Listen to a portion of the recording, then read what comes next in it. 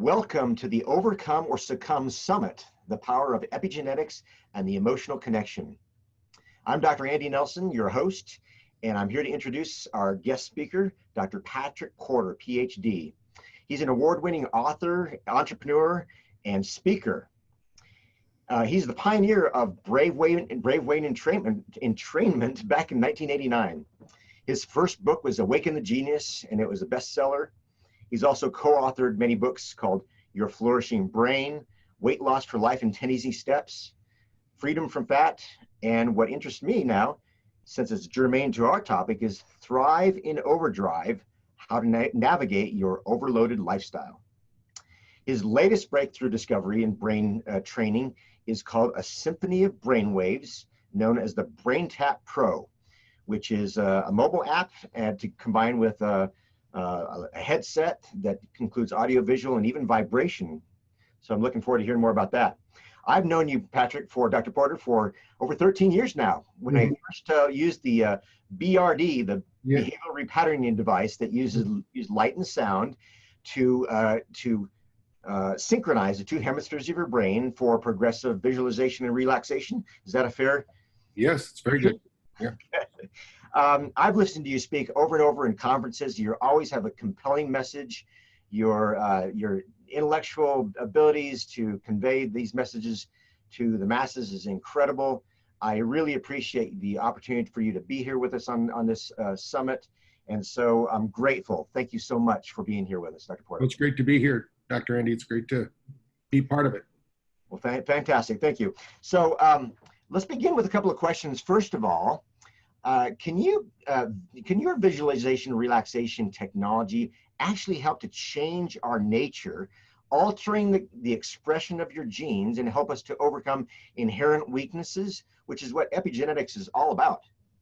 Right. Well, the nice thing is technology now has caught up with what we're doing. I mean, they've now proven that visualization actually can change up to 1,200 different gene expressions.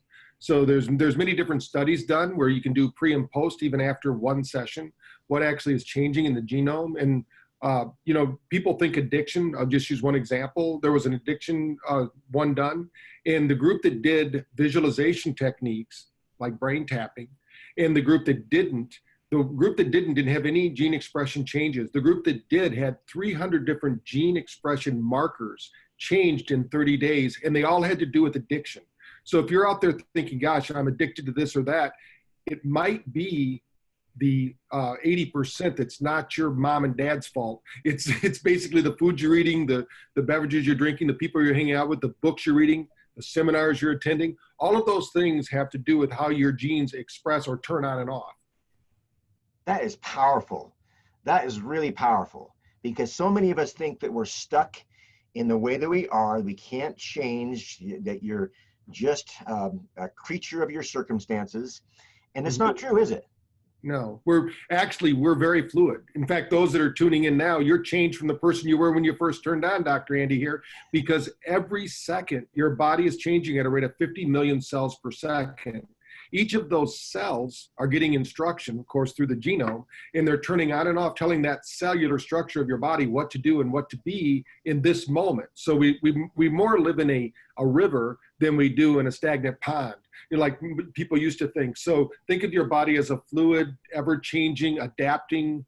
And if you're in good health, of course, if you're thinking positive, eating healthy, doing the things that are good for your body is turning on those healthy genes, because you're either in protection mode or you're in growth mode. We want our body to be in growth mode, meaning learning, developing, inspiring, and that's where our genes express on their best, let's say, best behavior, if you will.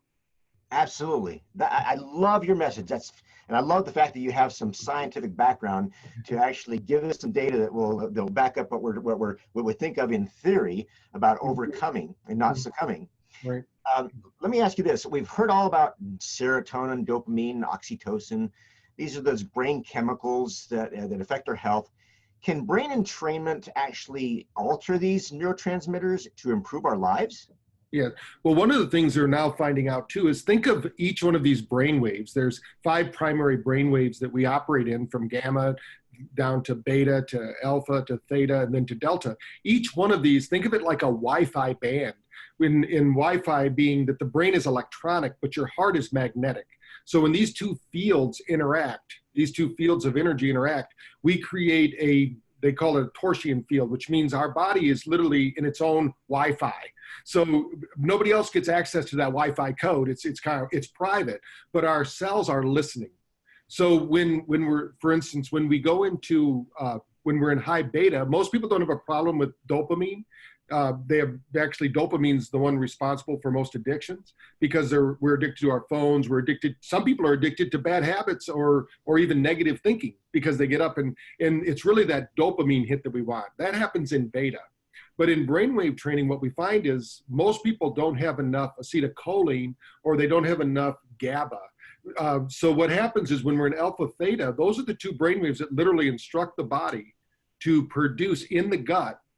The 90% of our neurotransmitters are made in our gut. So we have three thinking brains. And so our nervous system is one, which most people don't recognize, but our nervous system has its own independent kind of almost reactionary kind of thing. That's why the primitive reflexes are there. And then we have in our heart literally has 40,000 different neuron connections, just like a brain. You have a heart brain.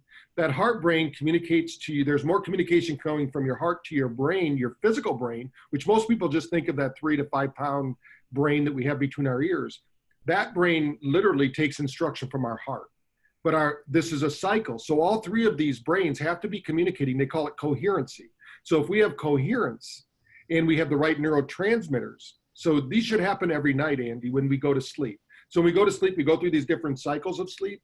But what's happened because of our stress, our 24-hour news cycle, the fear that people are under, Wi-Fi, there's a lot of different reasons these things are happening, or EMF, however you want to think about it.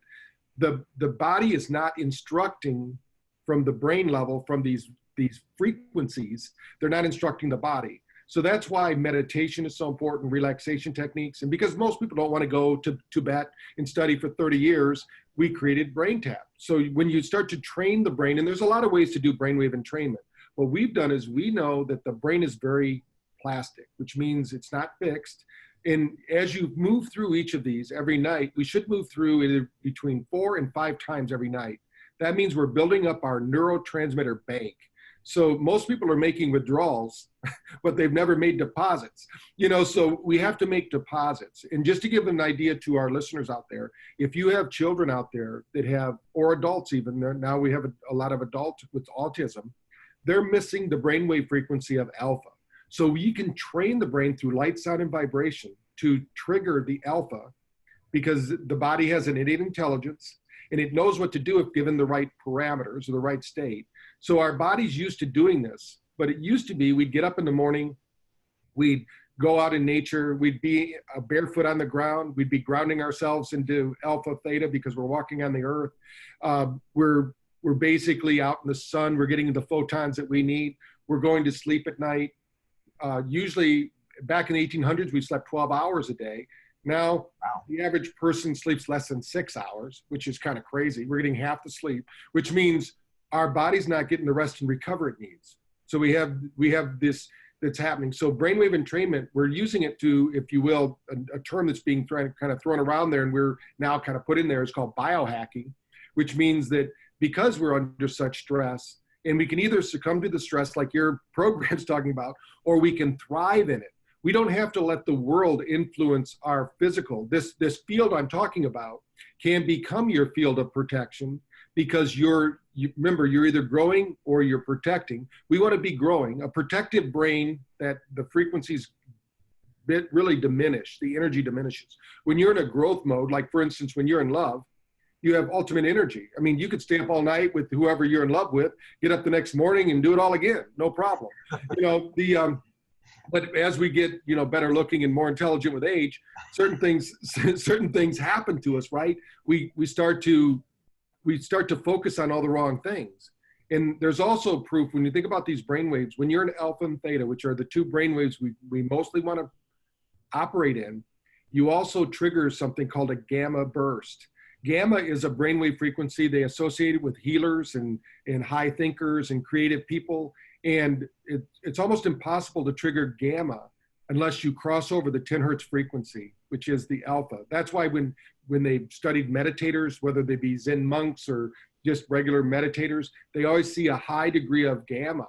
Well, we see that also with brainwave entrainment. We see that people, you don't have to be a monk.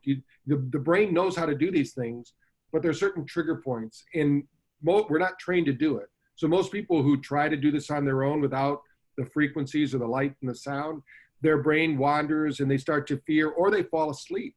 And sleeping isn't the same as being in these restorative states. So right, yes, brainwave entrainment is very good. And there's a lot of science actually since the 1800s showing that these different sound frequencies. Now, we were lucky enough that in the 80s, when we talk about we started in 89, that's when we went to the CES show and got an award because we were showing people how they could relax even in the hostile environment of a consumer electronics show. It's kind of crazy there. But the thing is that the brain can isolate itself from its external environment and create its own internal world for health and healing. And that's what we focus on. I'm just so inspired by listening to you, Dr. Porter. This is incredible. I'm just really enthralled with it. Give me some more of that gamma.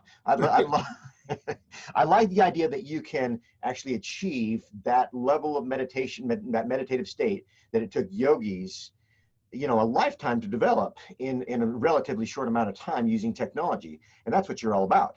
Right. And that's fantastic, especially since we live in such a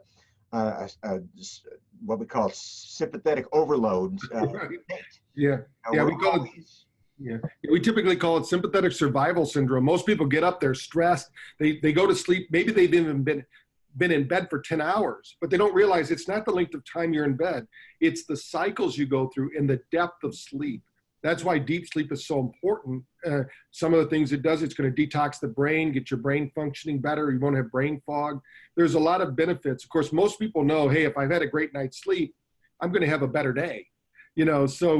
And there's a lot of tools out there like the Oura Ring, Apple Watches, Fitbits, all these things that actually can track sleep.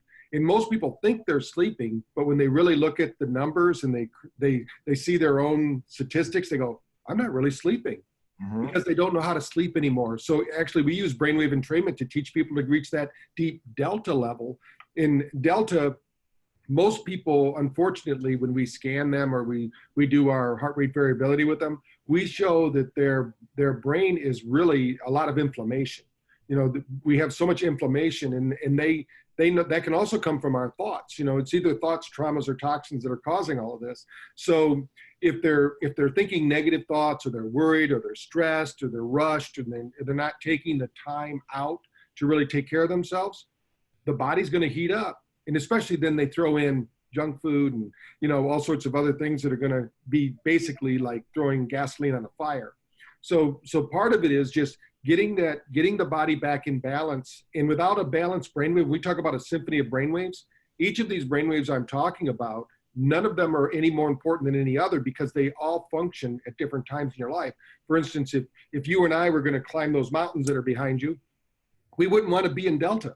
We wouldn't be very far. We'd want to be in beta. We'd want to be very, active, things like that. Yeah, and alert and focused. You don't want to fall off one of those rocks, by the way. Yes. Yeah. I've been on them. Okay. So this is so fascinating, Dr. Porter. I could just go a million ways, but I have the feeling I'm going to be listening to this interview over and over again. Tell me, we touched on the neurotransmitters, those brain chemicals, and even my next question was going to be about the brainwave states, and you've mentioned those too, and how they have an integral connection, it sounds like. What about those who take medications that to alter their serotonin, and could they possibly wean themselves out off of those medications? Yeah. Your technology? Yeah, I think that's very good. We have a lot of our doctors, and I really recommend they do this with their doctors. What they'll find when they start using the technology is that they won't get the same result from their medicine, or they're going to start getting some negative results from their medicine, because everybody listening possesses the most powerful pharmacy on earth. The human brain can release 30,000 different neurochemicals. So all allopathy is doing is it's creating a reaction to those chemical reactions in the brain. And that's why they call it practicing. So they're practicing medicine. They're going to give it to you, Andy. If it works for you, great. Keep taking this medicine. If it doesn't, guess what? They got another one. Start taking this one. Now, with all SSRIs and things like that, if they were to go on the market today, there's a really good book called Suggestible You, which talks about the placebo effect.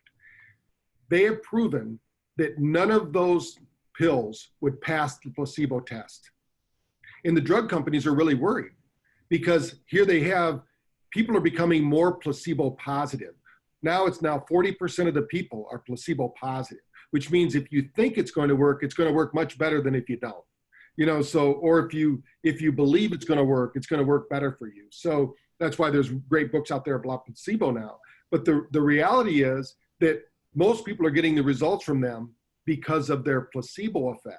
So they've actually found out in our genome, which is really important to your topic, they can actually do a gene expression test, and they call them MET-METs, which means they have this combining genome that if you take like 23andMe or something like that and you figure out your genes, if you're a MET-MET, they will actually exclude you from these drug tests because they know you're placebo positive, which is pretty dangerous. They're not even testing drugs. They're eliminating people from the trial based on the genetic makeup because people that are MET-MET are more placebo positive. So now we don't even have the placebo effect. They're ruling them out. So now of course they're going to get a better response because the placebo people aren't there anymore. So we want to, it's like they're learning so much about genome and what it's doing and how epigenetics works and how beliefs play into it that, so many people aren't told either. If you're not taking them right now, I would take every possible alternative way first because they tell you that they're not addictive. But one of the things we work with more than anything else is people wanting to get off of these. Like maybe they were going through a depressive time in their life or they had a death in a family and something really bad had happened to them and their doctor said, you know what, we're going to put you on Zoloft or some other, mind-bending drug. And they say, don't worry about it. When you don't need it anymore, just get off it. That's not so. Once the bad thing that happens to our neurophysiology is once we start taking these pills, our body becomes dependent upon them. Like one of the biggest researches right now in the world is in GABAnoids, they call them. GABAnoids is theta. And that's because most adults are missing the theta brainwave. Now you can create your own GABAnoids, your own GABA, because all you have to do is go to theta. But most people don't go there. And you can dump $15,000 to $20,000 worth of GABA into your system by just doing a meditation process. Or you can take their pill. Some people just want to take their pill. We did a study with Joquita Handy, who's one of our doctors that works with autism, and we found that we could not get results with the kids until we first got them off their medication. The brain was it was almost like it was a lock and key mechanism. It locked the brain into the problem state because it had the medicine present. And the medicine was only basically being used to maintenance the problem. It wasn't fixing anything. So to get them off it took some time. They had to work with the doctor and get, do it sequentially. But once they were off the medicine, she started getting phenomenal results with these kids. So, medicine is designed for usually short-term use and then get back to regular function. But some of these drugs they're producing lifetime members of the drug companies. They're basically looking like a subscription. So, I'm not I think they're necessary when they're necessary, really, but nobody's really, when they prescribe Zoloft to dogs, we got a problem, so, Wow. So, there's so much conditioning that goes on in our society, especially in our Western society, that is so I guess Newtonian in the way that we think, based grounded in science, and that's great.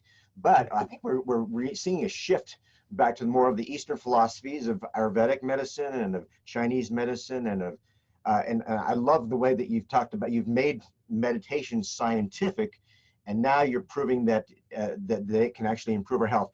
So when it comes to medications that we have to take continually, we also have to do what you do continually too, to right. really keep it up, don't we? We can't just do it once. We can't just use meditation or your products and services, your technology once. we have to continue to do it. But will it progressively improve with the use? Yeah. Like you say, training ourselves? Yeah, the nice thing is that we find that to maintain this neurological improvement, which we have one study that we did where we showed a 33% neurological improvement over time, over a 1 month period, and then went back 6 months later and it was still there. But if somebody could do this practice twice a week, which is what most of our clinics do, but if you own it, like an individual can use it even with their own earbuds. They don't have to use the lights even. Once they learn that conditioning, and then once you learn it, you can actually do it on your own. And we teach people to do this when they wake up in the morning or when they go to sleep at night. These are 2 windows of opportunity that everyone listening, even if you don't have 2 cents, you can't afford to do anything. We're going to give you an opportunity to do it for free, at least for 15 days. But if you don't have any money, if you learn anything from this talk, take time to become aware of what your body's feeling, the stresses, because those stresses are actually influencing your gene expression. And as long as you're in fight or flight, you can't express health and harmony. So we want to make sure that we get them out of that stress syndrome and get them into, and we do that in the morning. If you wake up in the morning and your first thought is one of dread and fear, then you need some reconditioning, because we should have opportunities. And at night, through the brain tapping program, we teach people to become more like an inventor. Think of your life like an experiment. Every day you're experimenting. What works for you, what doesn't work? Because you could listen to me all day long, and if what I'm saying and you apply it doesn't work, then it's not for you. There's another way that's going to work for you. There's a million ways to get results. You've got to find the one that works for you. We know this has worked for thousands, in fact, millions of people. We have about 58,000 listenings every day. So we know it's working for somebody. Our app, our average user listens 28 times a month. So we know that people are listening. So they're getting a result, but you've got to find out for yourself. Once you feel it physically, and when you're going to sleep at night, most people rush the sleeping process or they fear the sleeping process. So it's almost like you got to let go, let it happen. And then you're going to find that your sleep is going to be deep. Your healing is going to be tremendous, because your body is your best healer if put in the right situation. But fear, frustration, and anxiety is going to rob you of those expressions of health. One of the things I learned about my genetic blueprint, if you will, as I ran my DNA, was that I'm a morning lark, and I already knew that. I love getting up in the mornings. I call it interval 1, when you just begin the day with meditation, with exercise, with prayer, with scriptures, whatever your routine and discipline is, that's great. But at night, I didn't know this, that I actually need to meditate for a few minutes before going to sleep instead of going out like that, because I'll get sounder sleep if I do that than if I just go right to bed. I had no idea. So there's one of the things that I've learned through my genetic code, or what I call your divine code. Yeah, and most people need that, because think of it like unwinding a coil. All day long, that coil's getting tighter and tighter and tighter. And then if you just go to sleep and it's all tied up, and you wake up and it's all tight again, that's not going to work. So think of that time. If you're in bed and you take the time to unwind and release all that tension from the body, and there's some techniques to do that we teach, and everybody listening is going to have a chance to do that for free, so they can learn those techniques and really relax. That's one thing they can do the rest of their life, and it will help them tremendously, like you found it helped you. And then, of course, waking up in the morning, we call it digital coffee, but you can do whatever you need to do. You don't need to put something into your system. Again, you have the most powerful pharmacy on earth. Let's activate it and get it working for us instead of against us. That's awesome. So on the one hand, the pharmacological approach does work short term, but it includes dependence, adverse reactions, complications, whereas your approach, even though you need to continue to do it, doesn't create dependence, doesn't create adverse reactions. It just keeps you on retraining and repatterning and evolving yourself to adapt to a better self, correct? Correct. Yeah, every day you've got to prepare yourself for a new day. There's something new, something better. If you look forward to the day as, hey, this is an exciting day. Today I'm going to discover something new about myself. Today I'm going to start expressing health. That's a lot better than saying, oh my God, another day. There's a reason more people have heart attacks on Monday. Monday morning, there's more heart attacks than any other day of the week. It's because of the emotional connection that we have. Our emotions turn on and off our body's ability to heal. The gene expression that you're talking about is turned off. The emotion is what fuels it. A thought alone isn't that powerful. But a thought fueled by emotion, whether high positive or high negative, is going to start to change our whole makeup, who we are, really. We show up as a different person. And everybody's probably seen a husband or a spouse or family member that changes when they've done something to themselves.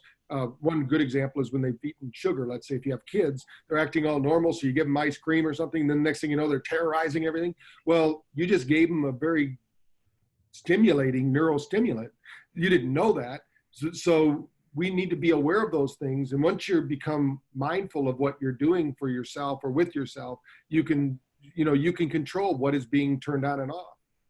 We tend to think of ice cream and sugar and red dye and whatever else as a chemical that has some kind of biochemical reaction in our body, and it is. However, doesn't it also have an energy to it? You know, everything has an energetic signature or footprint that has an associated shift in the frequency of how we think and act. So I love that transition into what you call the emotional connection, because we talk about that. What is the role of emotions on our health? And tell us how our thoughts and feelings react or affect our health and our well-being, and how your technology can change that as well. Okay. Well, first of all, when they now know, they can actually with machines now, not just with people, with like sensitives who are working with people like healers, but they can now basically take a snapshot of the field. They can get subtle energy readings. And they know that as soon as you put sugar, a negative thought, anything, your body goes into protection mode. Once it's in protection mode, then it's no longer in growth mode. It's like an on and off switch. You're either protecting or you're growing. So what happens is we start to condition. The brain is using 25% of the energy of the body. It's a big energy drain for 5 pounds of mass. So all this energy is being used. And so what it does, it starts to become predictive in nature. So people start to predict their future based on past behavior, which is, it's logical. But let's say that the predictive behavior is negative. You're not getting the results you want, or you're getting poor health, or your body's not responding. Well, you need to change that prediction algorithm, if you will.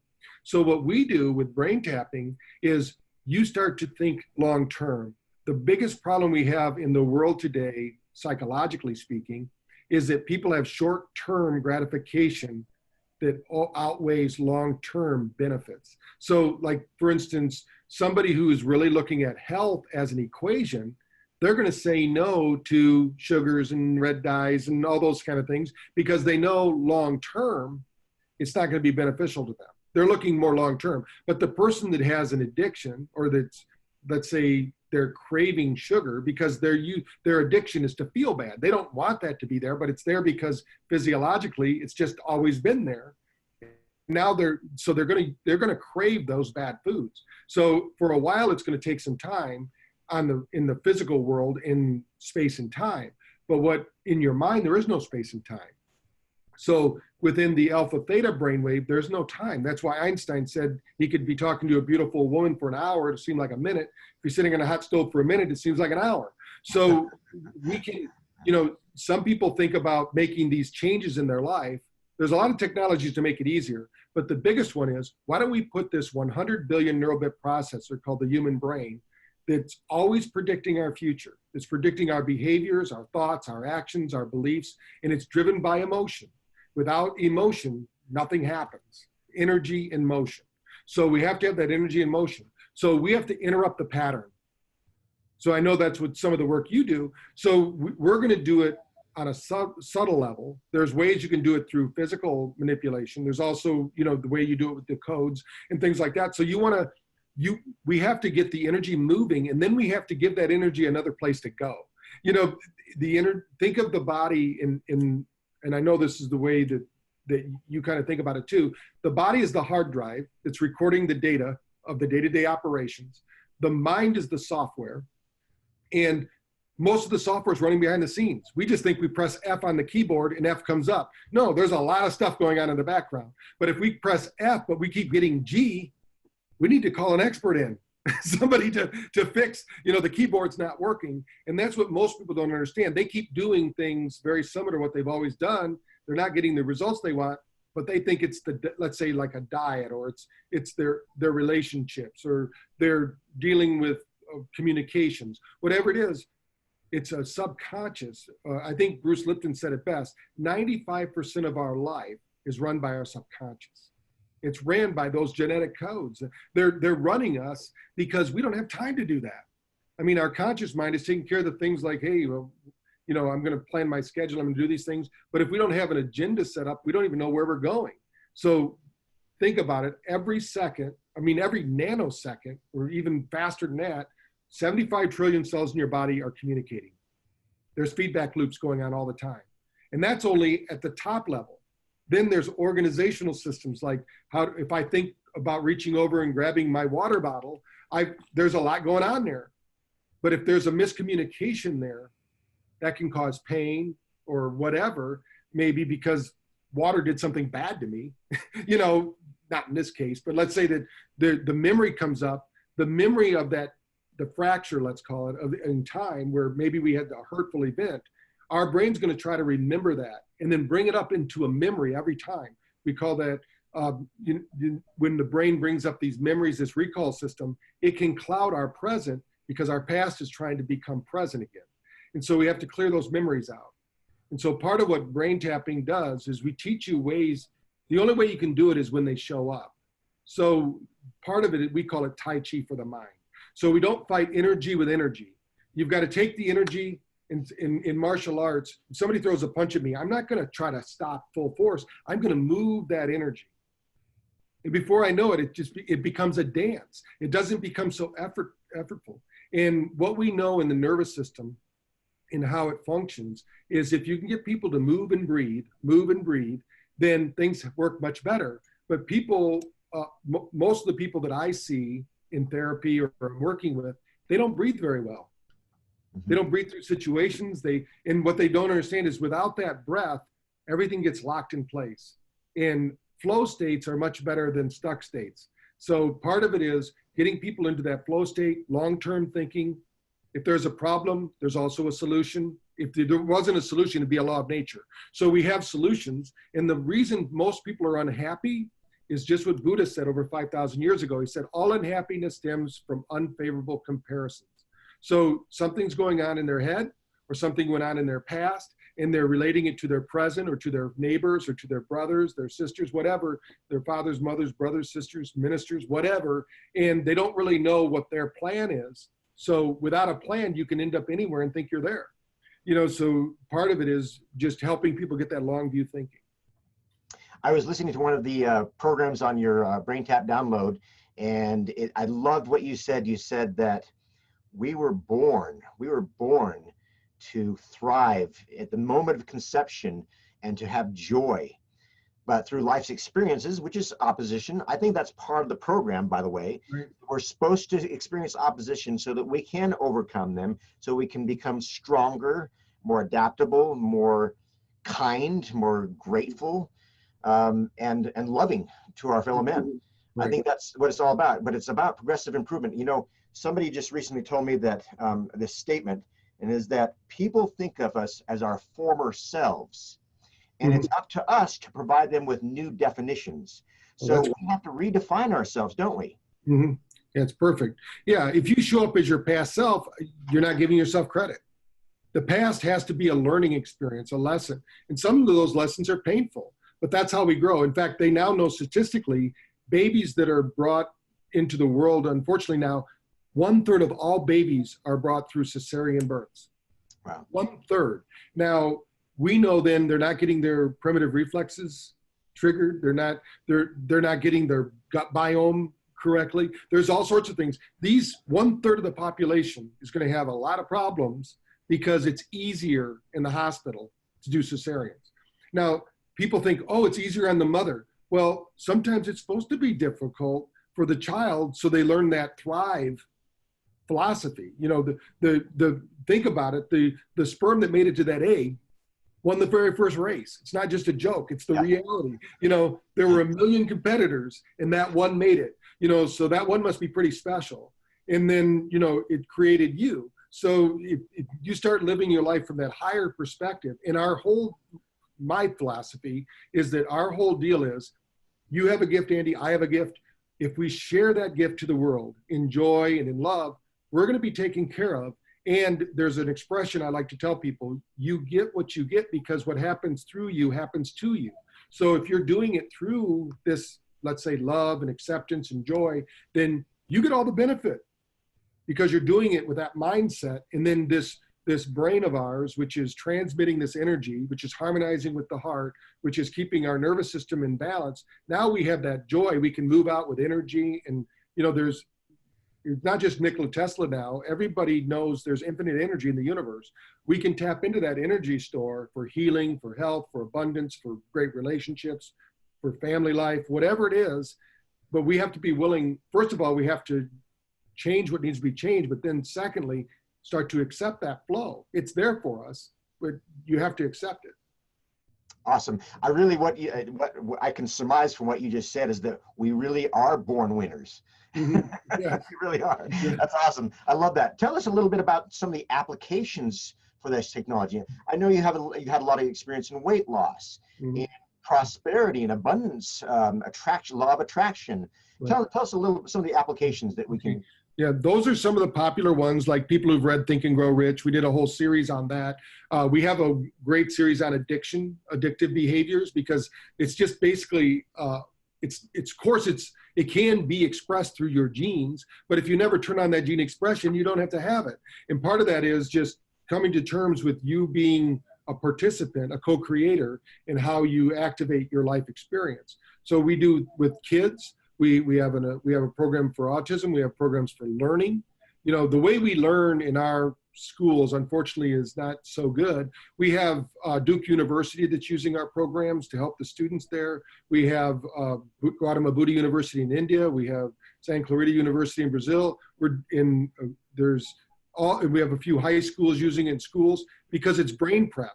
So that's one way. We also can help people with stop smoking.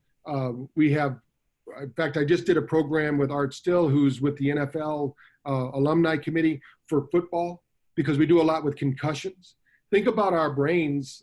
Unfortunately, we've all had some kind of concussive activity if we've grown up in an active world. We hit tabletops, we've done whatever, and some would say we are the sum total of our brains healing after these concussions. But when people have, one of the things that's going on with memory and cognitive thought, we have a whole brain fitness series for people who are in the brainwave that we're talking about there is called SMR, sensory motor rhythm. It has to do with the vestibular system and balance. People think it's all about the way their hips move or their legs, but it's got to do with their brain and in the way that your brain is sending signals down to the body. So we have over 1,000 sessions.